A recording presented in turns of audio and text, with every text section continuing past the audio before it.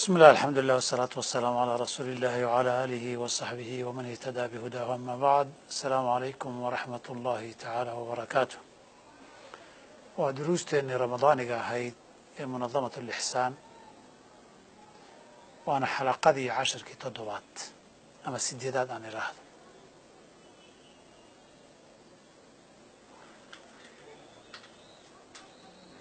عشر كان وحكو سابسانية هاي مدرسي جاناني tobanka dambe ramadaanka iyo laylatul qadriga bisha ramadaan tobanka dambe habeenadeeda ugu fadli badan waayo iyada ayay ku jirtaa laylatul qadriga saa darteed baa tobanka dambeba in la dadaalo loo baahan yahay dadaal dheeraada in lagu bixiyo nabigeena sala allahu alayh alihi wasalam waxaa ka sugan kaana yajtahidu fi lcashri alawaakhiri maa laa yajtahidu fii gayrih tobankaa dambe wuxuu bixin jiray dadaal u dadaali jiray si uunan u dadaalin waqtiyada kale xataa ramadaanka intiisa kale si uunan u dadaalin dadaaluusan bixin ayuu bixin jiray nabiga sala allahu alayh ali wasalam dadaalkaas sida uu yahay markay caaisho tilmaamaysay radia allahu canha wa ardaaha waxay leeyahy nabigu tobanka hadduu soo galo axyaa leylah wa iqada ahlah wa shadda mi'zarah si loo kala hormariyo jumalka shadda mi'zarah guntigu isku adkayn jiray oo laga wada dadaal badan ayuu bixin jiray wa axyaa leylah habeenkana cibaaduu ku noolayn jiray wa iqada ahlah dadkiisana waa toosin jira oo jiifka ka kaca buu dhihi jiray xilli iyo waqti la jiifa lama joogo dadaalka sidaasa nabiga calayhi salaatu wasalaam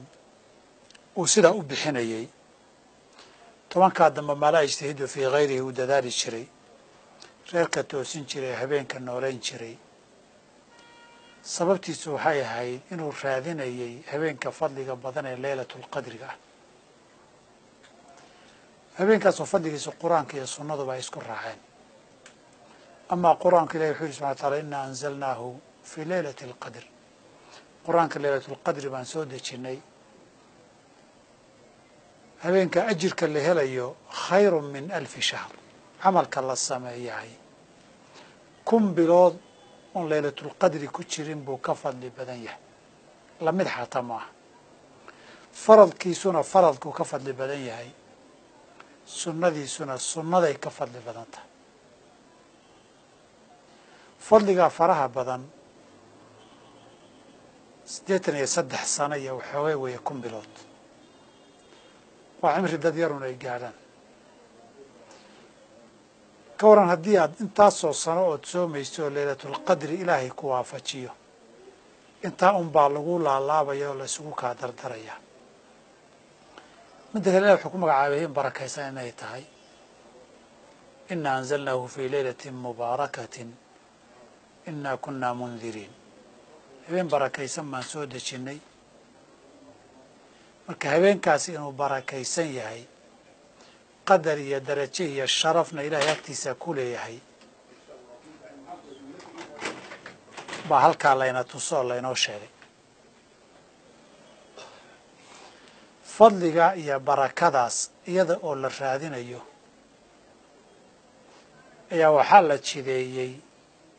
in la ictikaafo tobankaas si qofka uu diyaar garoobo inuu habeenkii noolayn karo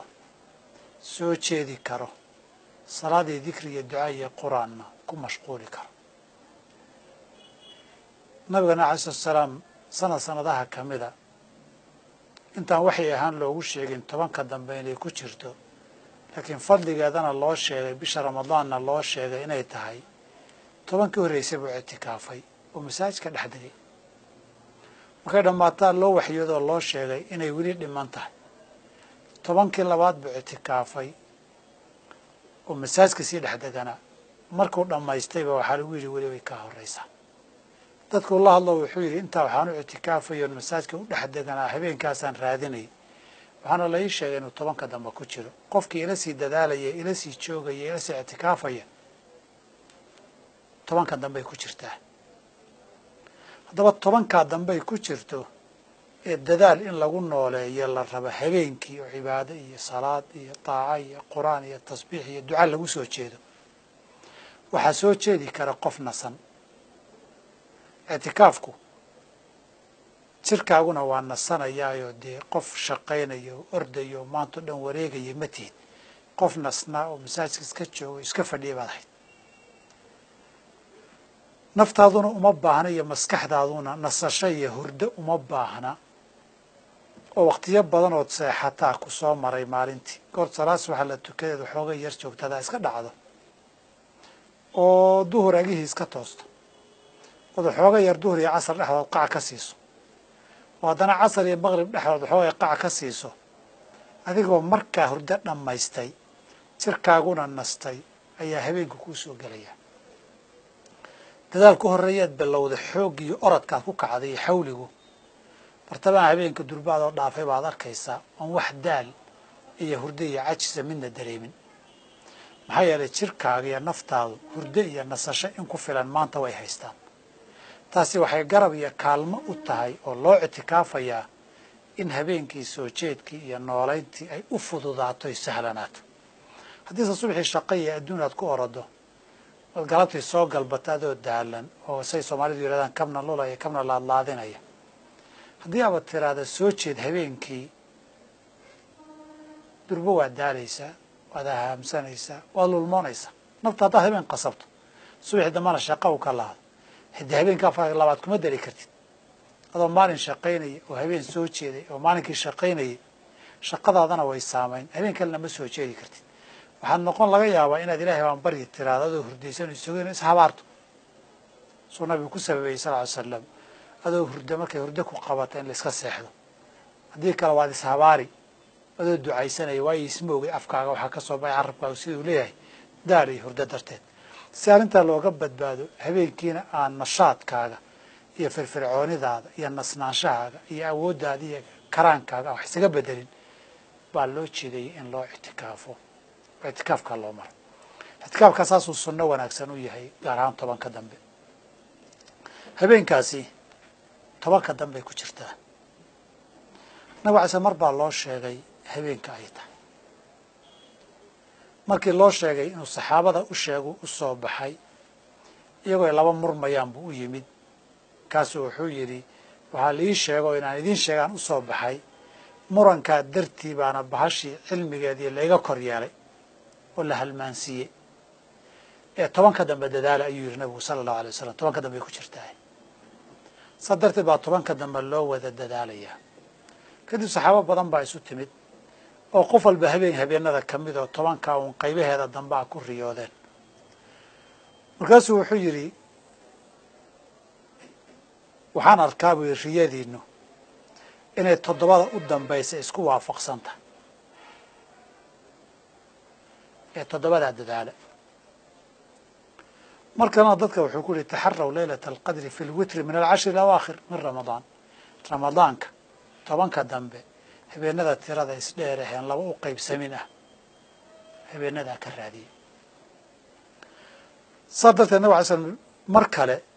wuxuu yidhi waxaad ka raadisaan tobanka dambe oo habatoban ka mid ah fii taasicatin tabqa fii saabicatin tabqa fii khaamisatin tabqa markay sagaal dhiman tahay markay toddoba dhiman tahay iyo markay dhiman tahay shan tobanka dambe inay ku jirta waa la hubaa laakiin watarkeeda inay ku jirtana sidoo kale waa la hubaa laakiin watarkii si loo xisaabayaan la garanayn habeenadu axaadiidka ku soo aroortay habeenkee bay noqon kartaay way fara badan tahay qaar 21 ay tilmaamayaan qaar 23 ay tilmaamayaan qaar 27 ay tilmaamayaan mar nabigu wuxuu leeyahay fi aakhiri laylatin habeenka u dambaysay noqon kartaa mardii cilmigeedii yaqiintaha la kor yeelay tobankaa dambana ay ku jirtay weliba watarkeeda tobanka dambeba in la wada dadaalaa la rabaa saas darteed aan dhowr qodob ku soo gunaanada kelmaddan dadaalka ajirkaa badan inaan raadina la doonayo aynada marka koowaad xadiid nabiga qowl ka sugan ama jiro oo habeen gaar ah sheegaya dhammaan axaadiidta habeen hebel 23 21 27 leh ee la odhanaya nabigaa sidaa yidhi sal ly slam dhammaan dicaaf wey wax sugan ma jiro mana iskabi karta oo xadiidka daciifka markuu iskabaya waxaa shardi ah isan xadiid saxiixa ka hor imanin xadiidka saxiixa ee nabigu ku tilmaamay habeenkay ahayd in la halmaansiiyey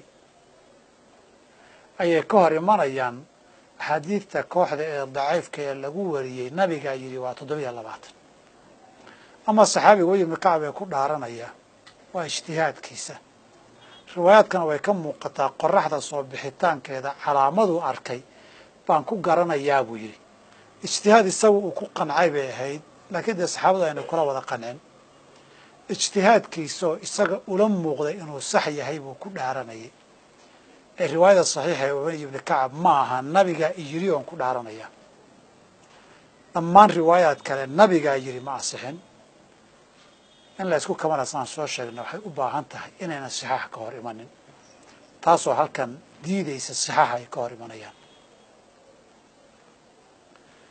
arrinta labaad ee rabo 10ka dambe watarkooda ay ku jirtaa aan nidhi waxaa mugdi ku jira watarka sida loo xisaabayo markii 20 dhammaato habeenka xiga 21 waa tiro isdheer waxaan nidhahnaa watarka waxaan ka tirinaa intii tagtay markay tagto halkii baan tirada ka sii wadaynaayo biictibaari albaaqi baan ku xisaabaynaa biictibaari almaadi intii tagtay baan ku dhisaynaa tirada mise 10ka dambe baan gadaal ka soo tirinaynaa oo 30 hadday tahay habeenkii u dambeeyey waa 30 habeenka 21kaa 30 buu noqonayaa 10 buu noqonayaa gadaal haddaan ka soo tirinay bishuna 30 noqonaysa 20 hadday noqonaysana 9 buu noqonayaa axaadiidta daahirkeedu sida loo tirinayo culimmadu waa ku kala aragti duwan yihiin aragtiyaha kala duwanna qolo walba axaadiid xoogaynaysay leeyihiin xadiidkii dambeeyaan sheegnay ibnu cabbaas ee fii 9 tabqa fii 7 tabqa fii 5 tabqa markii saxaabada qaar ka mida sida abu saciid yaa la weydiiyey maxaa looga jeedaa la yidhi wuxuu yidhi 21 markay tagto habeenka xigaa 9 ah habeenka xigee 9 dhinac waa ka 22 oo tiro isdheer maaha dhinacna waa 9 oo gadaal haddii laga soo tiriyo 30 noqoto bishu tiro isdheer wey wuxuu yidhi 23 markay tagto habeenka soo socdaa 7 ah wuxuu 7 ku noqon karaa bil 30 oo gadaal laga soo tiriyey haddii kale 24 buu noqonayaa wuxuu yidhi haddii ay 25 tagto habeenka soo socdaa 5 ah waa 30 gadaal laga soo tiriyey 25 haddii kale markay tagto dhinaca kale waa 26 tiris dheer ma noqonayo